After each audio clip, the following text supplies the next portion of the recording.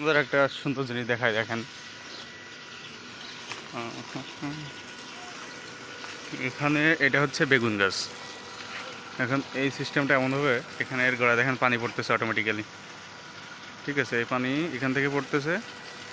এখানে অনেকগুলো শেড আছে, এখান থেকে এই পানি যাচ্ছে আবার এখানে। এই যে এপাশে আছে আমাদের, এটা কি গাছ বলতে, তো পুদিনা। ওপাশে আছে ঝাল।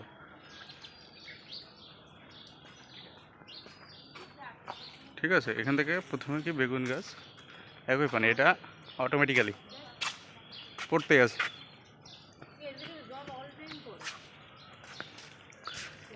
এখান থেকে এই পানিটা সরে আবার এখানে আসতেছে, এখান থেকে উঠতেছে, এখানেই পড়তেছে। এখানে মাছ চাষ।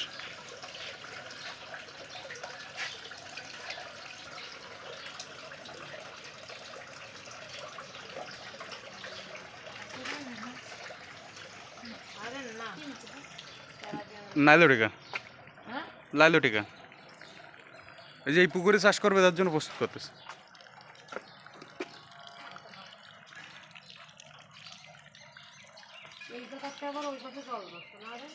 এই ওইটাই উঠতেছে।